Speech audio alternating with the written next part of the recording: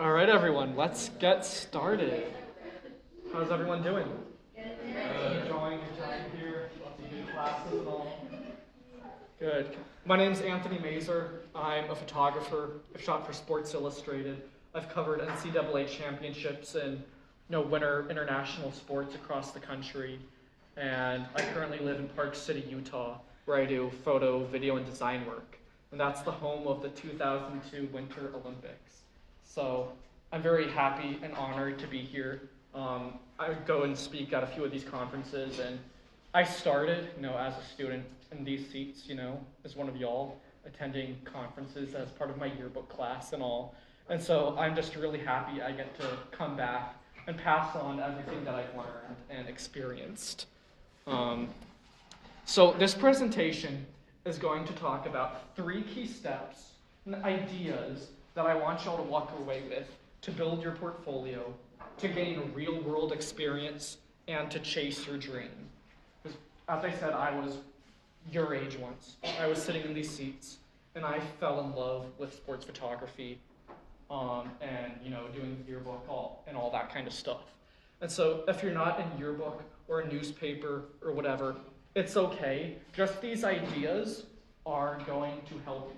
And my specific real-world examples that affected me personally are going to be sports-related, more editorial, journalistic-related. But this is going to help everyone, no matter what you are. You don't just have to change up the process a little bit. And so, before we really dive in and get into it, I want to share a little photo of me as a kid. It's not going to be the cute little baby photo you might be expecting. Here is the 2017 Women's Final Four. Probably wondering how I ended up in this situation. There's high school me in high school right there. Then that guy in front of me, that's Sports Illustrated. And over there, that's Dallas Morning News. And got a few other big newspapers there and all. So you're probably wondering how I ended up in that situation. So I've covered NCAA double championships, professional games, international sports, and just to right off the bat, the expectations and the career path may not be what you think. There is no one-size-fits-all model. So you're probably thinking, okay, what are you doing here? What's this path and all? You're probably, you were studying journalism, or you wanted to. Journalism major? Nope. Marketing, communications, maybe you studied photography directly. So, nope. I didn't go to a big sports school. I didn't do anything like that. Probably somewhere down the road. It's called University of Dallas. It's a private Catholic school, and I studied theology. Not even 1,000 students there. There was no football team. There is no one-size-fits-all model. It may help. Maybe you go to a big sports school or something. Maybe you go to a big, photography or journalism school. Maybe that'll help. I didn't do it, and I'm very happy with where I am. So, the first step I want you to do, be passionate. Be passionate about photography. And I don't mean this in some trite way. This may sound kind of silly or obvious. Well, obviously I like photography. Is this mind-blowing information? But I actually mean it. So when I say be passionate, really be passionate. Practice makes perfect. So when I was in high school, Tuesdays and Fridays were game day for me. There's Friday night under the lights football. That was great. I'm sure some of us here have all done that, and I loved it. But don't just go to the big football games. Go to every game, even the ones that people aren't at, some of the smaller sports. So volleyball, softball was my favorite. So I went to the football games, the volleyball games, the softball games, the varsity games, and JV, and sometimes JV too. Go to everyone. Because every, game is an opportunity for you to practice your photography. And so when I was in yearbook, it was the first time in high school I picked up a camera. I just happened to say, I want to try yearbook. I'll join the yearbook. I'll try it out. And I never used a camera before then, and I picked it up, and I fell in love with it. I started going to all the games and practicing. I had no idea, how to use a camera. It was just experimentation. I didn't take a specific photography class. It was all just learning on my own. And eventually I got to the point where I could start shooting in manual mode. I didn't have to have the camera decide any settings for me. I was just going, because if you go to, a sporting event every Tuesday and Friday and you stay for the JV game, then the varsity game, you're probably there 3 or 4 hours. That's about 8 hours a week. You're practicing real hands-on photography. So eventually, I just started, I can control this setting now. I know how to do this one. Now I can do completely all manual. And you're gonna know your camera, you're gonna know all your gear and what you can do and what you're comfortable with, what ISOs you're comfortable with, what you can handle, and all that. So every event is an opportunity to practice. And if you get good at it and you go to a lot of games, What event is that like? That was a halftime show at a football game. The color guard and stuff. And so, if you go to a lot of games, you have more opportunities to practice doing all those stylized, fun shots. You got to get the standard football and action ones, but go to more games, have more time. Makes sense. You can start experimenting with the shutter speeds and doing all things that will actually improve your skills and your eye and all that. And so I started getting proficient. And you know what that allows you to do? Turn your passion into pay.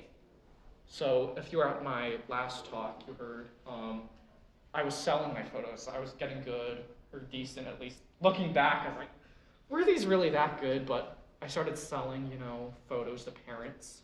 It's like, I have a nice photo of your kid hitting a home run, scoring a touchdown. I put them online, offered them to sale. I tried to get internships and contact local newspapers to take my photos and all. And just, getting hired by people to go out and take pictures. So I was really passionate, and I also started my own website. So basically what happened, again, my whole last talk was on this, but I was selling photos, and, my school found out, and they didn't like it. They threatened to suspend me and tell me to take down all my photos because they claimed ownership of my photos.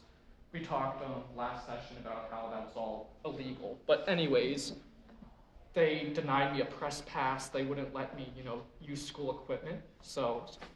But I'm passionate, right? I want to continue. I'm passionate. Nothing's going to stop me.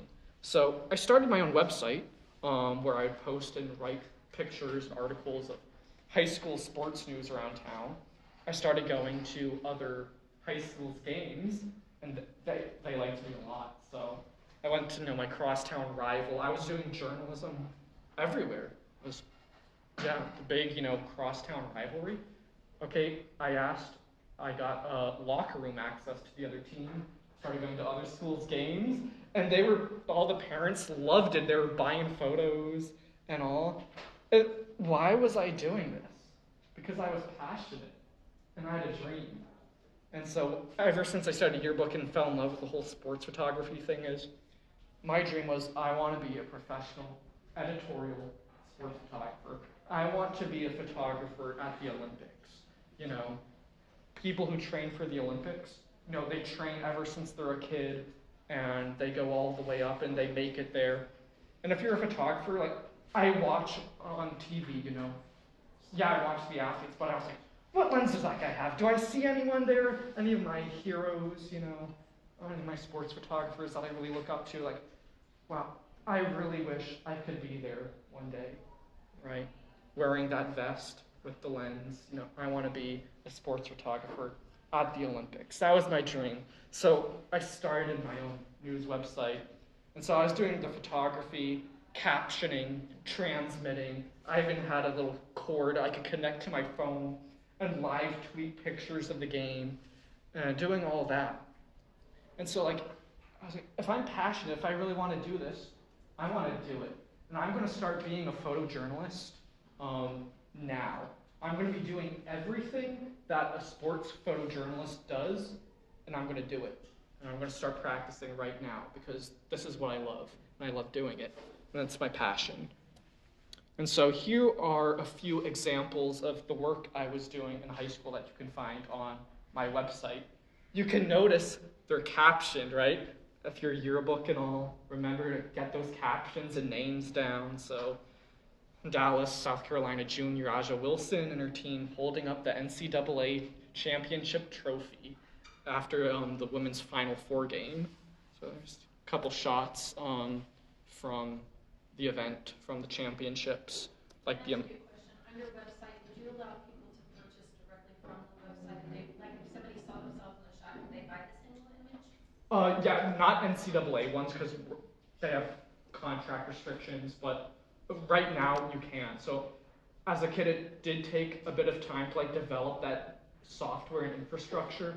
At first, when I was selling photos in high school, it's just like, hey, PayPal me $5 and I'll send it to you, and then it just started growing. But yeah, so yeah, you can go online right now and buy photos. People do. Here's another one of my favorite ones. Women's College World Series. I love softball. It's one of my favorite sports to photograph. Love that one and all. Were you in the dugout for this one, or were you just hanging your camera really low in the stands? There was like a photo pit, like on each side, like a railing. That's cool. And then, so it's kind of like the dugout was right next to the dugout. Yeah. And then right behind home plate, there was actually in the stadium, there's a big cutout in a glass where a TV camera goes there. It's a little pit, and it's thick glass. Yeah. But if you want to try, you could actually go right behind. So that's what this was. And so it was a bit of a risk because it was kind of thick, dark glass. But I wanted the shot, and so Got it. yeah. Another one. This was low angle. Actually, this is shooting through a fence. All the long lens blurred out, Yeah. the fence and all. So all that. And you're probably thinking, oh, here's another one that I really liked. That was from a catwalk. And so when I talk about be passionate, and I mentioned I'll have some heroes of mine and photographers you look up to, look at what they're doing. What kind of shots do you see? And so I wanted to be a sports photographer, at the Olympics and all the professional games as a high school student. And what were they doing? Go on to Getty Images, look at all the events, look at their photos. What kind of shots are the pros doing? And I saw there was a lot of, they set up either remotes or, bird's eye view shots. And so if you're passionate, be passionate. And so I was shooting a college game. This is SMU.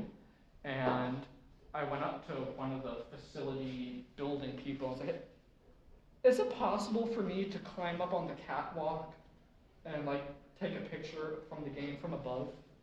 And he said yes. You never know who's going to say yes. So he walked up with me, unlocked the little door, and there was a ladder and all.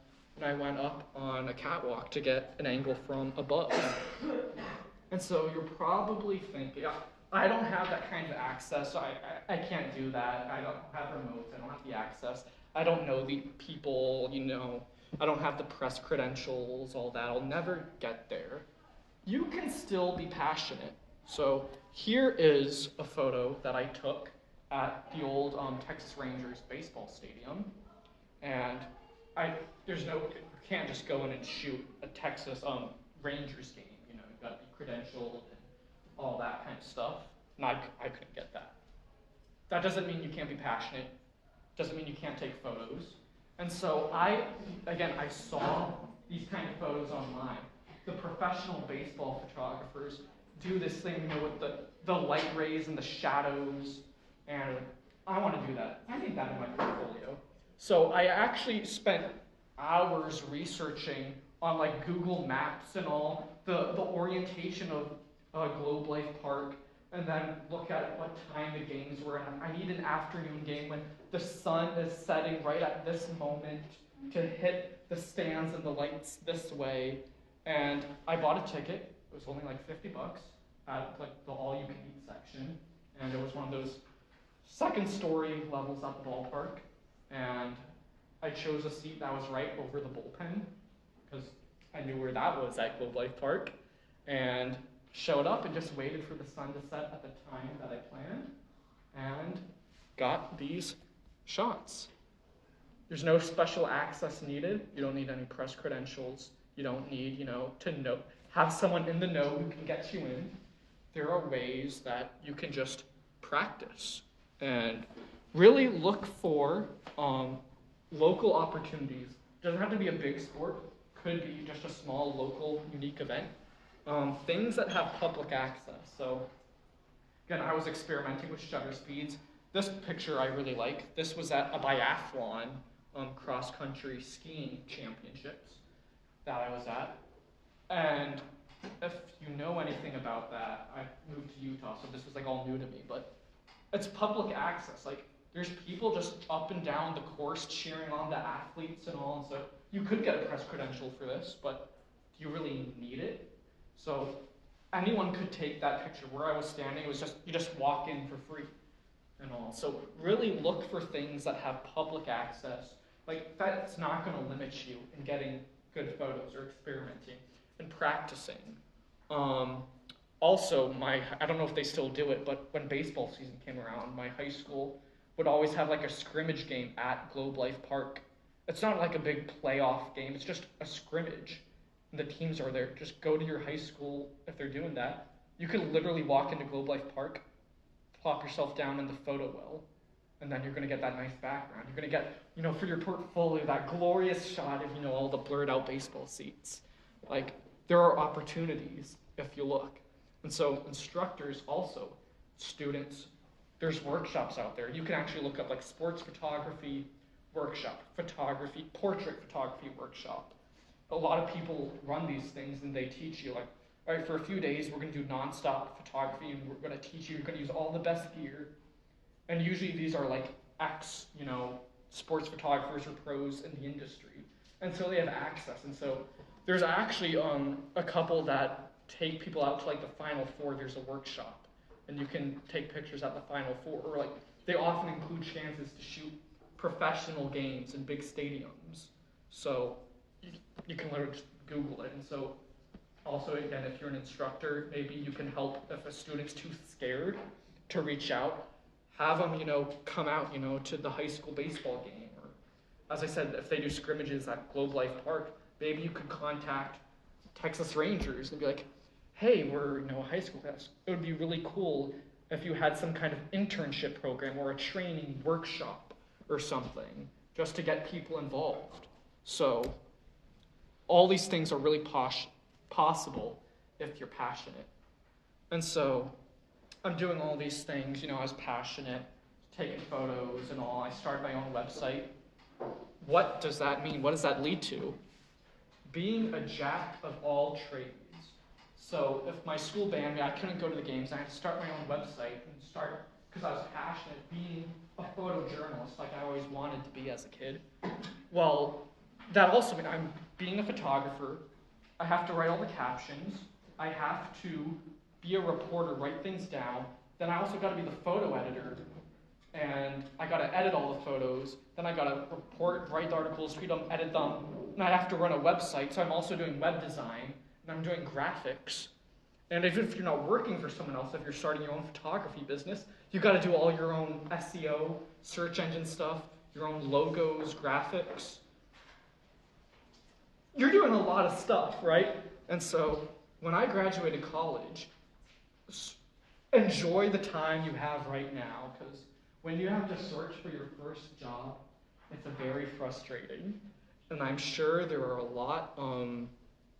there's going to be a lot of things you see. You're going to see a lot of, when you get out of college, we're looking for an entry-level position, but we want minimum 5 years experience, and you got to be able to cure cancer, and we're only going to pay you less than $15 an hour.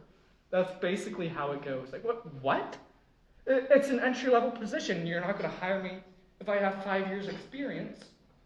How do I do that? Well, get an entry-level job. But that entry-level job requires me to work 5 years experience. And it's going to be so competitive. And even if you have a good portfolio, you're going to send it out. Give me a chance. The email you send out is probably going to go to spam. It's going to be bounced back. You're not going to see it. Maybe you send something in the mail. Maybe they'll see it. And 10 other photographers send in their portfolio. And it's going to be competitive. So there is no guarantee just practicing your photography is going to get you a career, going to land you the big job and all. So be a jack of all trades to stand out. So here is some things you can do. When I was in high school, again, I wanted to be passionate. I wanted to learn this stuff. So if you're doing the photojournalism field, I have this program called Photo Mechanic. If you're interested in this particular industry, get Photo Mechanic.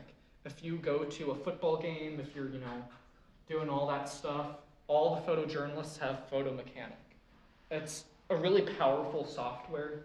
Basically, you plug in your SD card into your computer, and it ingests. It takes all your photos, and it automatically captions them, and gives a location and all. And then you just have to type in a few names to make the picture caption specific. And so every sports photographer at the Super Bowl, the Olympics, any event you go to, if you go into the media workroom, it's all Photo Mechanic that's up. So instructors, if you can, start teaching and learning that program. It's pretty simple, but it's really important. So start doing that. Take pictures at your high school football game. Then at halftime, be like a real, photojournalist. Upload them, transmit them. If you're in yearbook or going to photographer working with yearbook or their newspaper, coordinate. Yeah. What do you mean by transmit? Transmit basically just upload, post online, get into a separate location. So, distribute them? Yeah, distribute them. Work together and coordinate. If you're a writer and you need a story about a specific person, or like your star quarterback just made a record amount of passes or whatever, take those photos. Which photo of which athlete do you need? And then I'll transmit that photo to you, give it to you, and then you can post and start doing live tweeting, live halftime reports. Like your reporters can do that, your school writers can do that, and you could be editing. Just bring your laptop out to the game, and so all the materials you need. Take photos, run cards. You can, if you're a photographer, you can either run cards, have someone else take your SD card, run on more. There's Wi-Fi and tethering cables and all. You can do it, and you can live ingest and transmit all your photos, then edit them, transmit, and publish. This is real-world experience that you can do at your high school football game. And then what I found was, if you ever have a job interview, if you ever need, if you're being asked, this is an entry-level position, but can you do all this? And you can be like, yeah, I can do that. I've been doing that since I was in high school. So it's very powerful, and it's going to benefit you greatly because you're going to be familiar with all the professional software and programs. Another thing you can do, design a sample website or publication. Again, I started my own website, but it would be a very powerful thing. This is what my work looks like in a professional setting. Not only do you show a prospective employer, yeah, here's my work, here's a pretty picture, it looks good and all, but it would look even better if you actually put it, what does it look like in a magazine? What does it look like as a graphic? And if you start doing that yourself, just making a sample thing, you're going to also start learning Photoshop.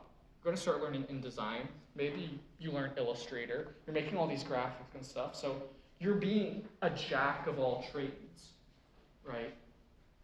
Like, if you just walk in, yeah, I'm a photographer. Yeah, I got good pictures. But what happens if all the people you're competing for that job for are also good photographers, and they also have good pictures? Because usually, in work, your responsibilities expand. Like, can you also do this? What about this? And like, yeah, I can do that. And so remember way back then, I said, it's going to be frustrating. You're going to be asked, we need 5 years experience for your entry-level position. Well, I started doing this in high school, and I was like a sophomore, junior. That's 2 or 3 years. Then I continued in college, that's another 4 years. I'm 2 years out of college.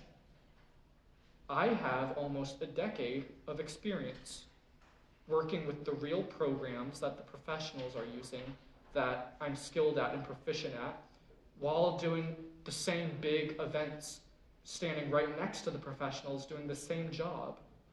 And we're literally the exact same software, the same gear and equipment, same events. And if you're doing this since high school, you're going to be proficient and you're going to be confident on the job, and you're going to be confident enough to tell an employer or in an interview, yeah, I can do that. Look at all these skills I have. And you're also going to have an even bigger portfolio. So here is when I was in college, I was just experimenting and all, making graphics and layouts because I wanted, a job in that field. So here is a picture I took at college, University of Dallas. This is all fake. This does not exist. This is not a real magazine. My university did have a magazine, but it's all fake. I just made that up. I was like, I want to experiment, practice Photoshop and programs like that and all.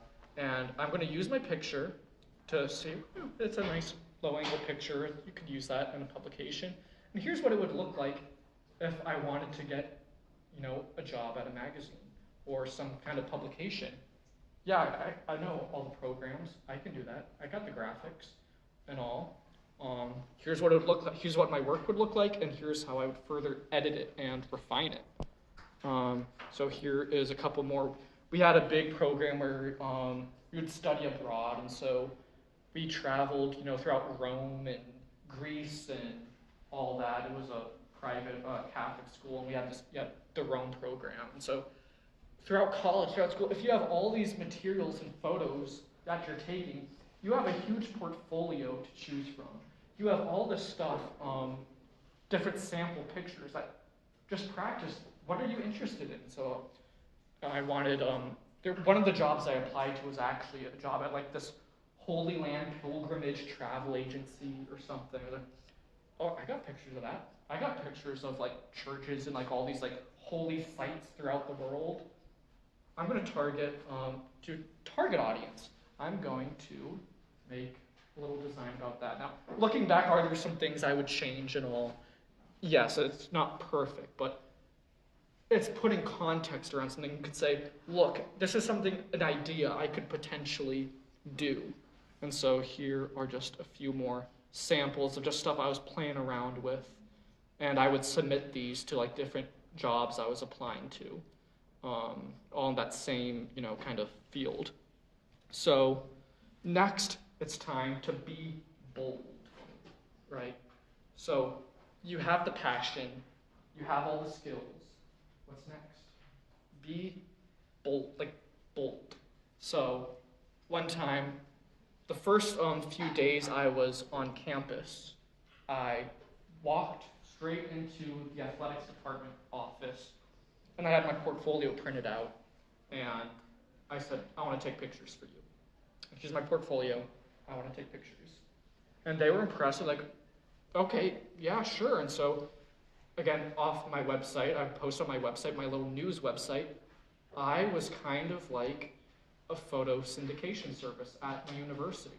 I was at all the university games, taking pictures, captioning them, uploading them on the sidelines or, on the side of the basketball court and all, almost near live for my university to, and they were buying.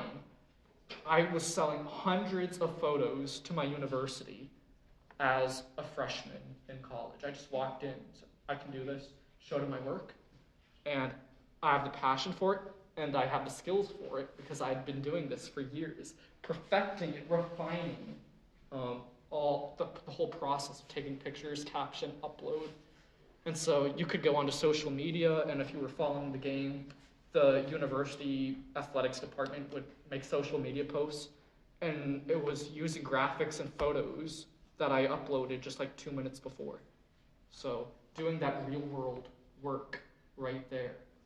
And eventually, word began to spread. And so now, not just the athletics department, but the whole, university wanted to hire me. So the top left, that's a screenshot of one of the we had a soccer championship that all the colleges came to, and so that's another college started using that. There is University of Dallas, that's my picture on their homepage. So you're starting to build up, all the collateral that companies, organizations can use. They're like, oh, you're a photographer, you can do this? That's pretty cool, you're talented, we'll use it. And now you're selling photos and getting, contracted out, doing independent freelance work. You're getting paid. You're getting paid in college, in high school, to do work like that.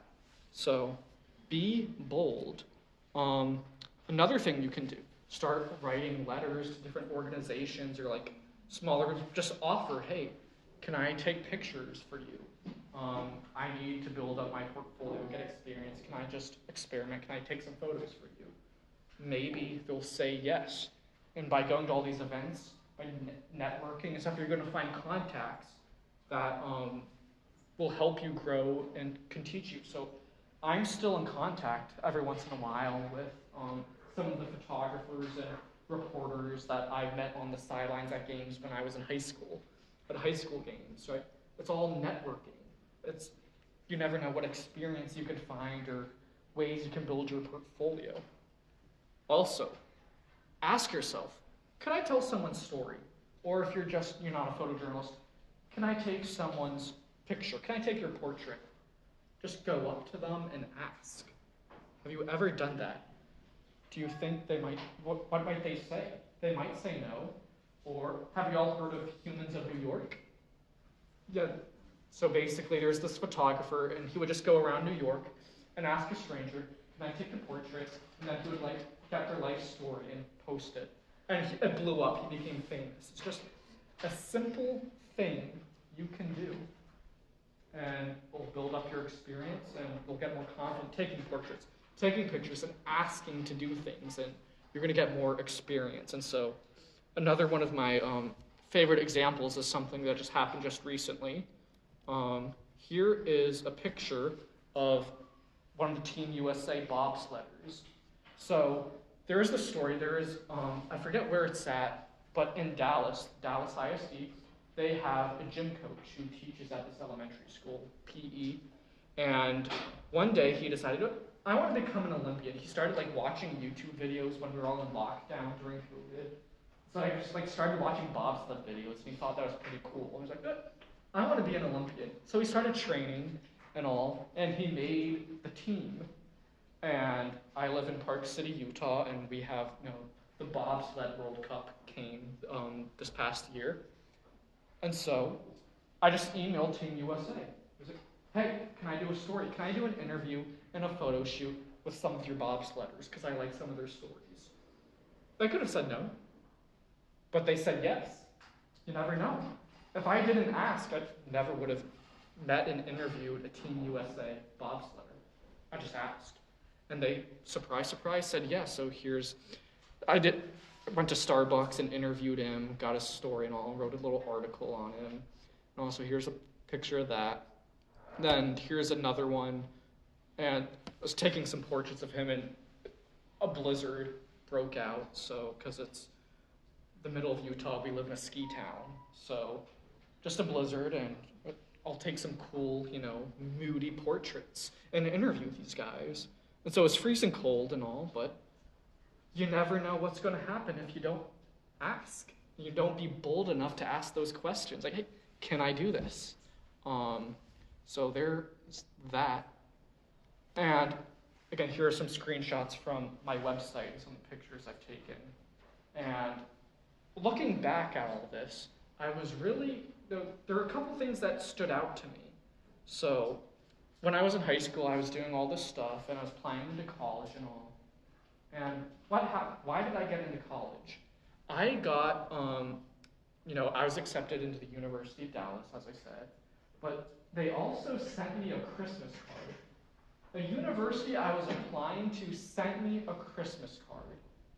Who does that? It was a nice, personal, handwritten note, and they accepted me into their university, and what did they say?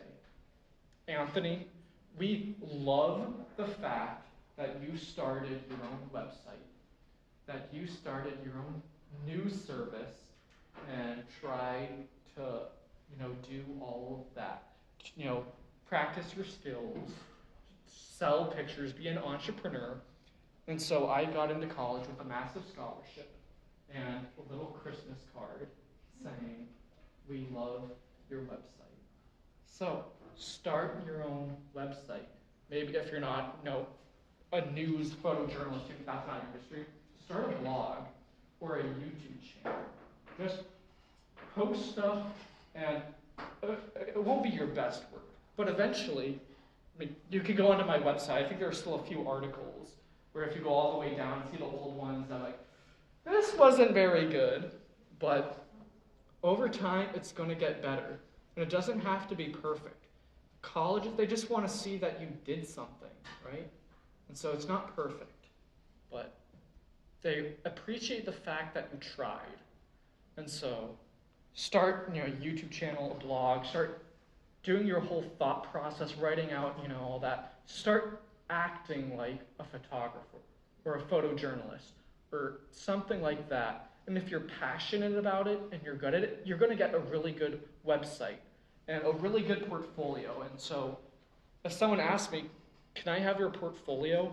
I probably should get one. I don't really like to say have a portfolio. It's just myself. It's my whole brand. It's my whole here's my website. It functions as a portfolio. It has all the pictures on. This is my work. This is who I am. So this is me. This is what I can do. So within all this, it includes what are my photography skills, my graphic design skills, my web design skills, my writing skills, my layout skills, my entrepreneurship skills. Everything is all contained in just one link, right?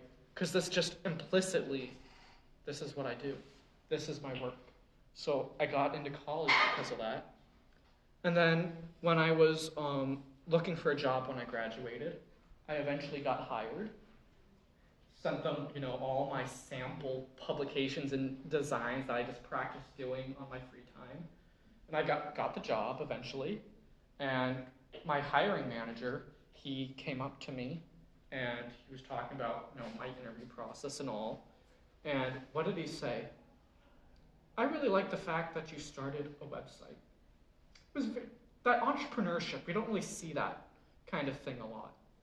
And so just looking back and reflecting on all that, I just felt like, wow, isn't that amazing? The whole reason I got into college was because I started a website because one day when I was a kid, I had a dream. I had a dream that I wanted to be an Olympic sports photographer.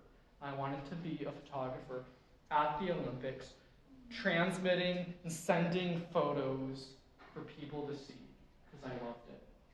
And I graduated college, got into college and graduated because of that. And I ended up getting a job in Park City, Utah, which is one of the favored picks to host the 2030 Olympics, because my boss said, "I appreciate the fact that you started a website." And so now here I am, home of the Olympic Games. Thank you all very much. If you have any questions, we have a lot of time for questions. You can reach me there. We can talk more. Anything like that. Thank you all very much.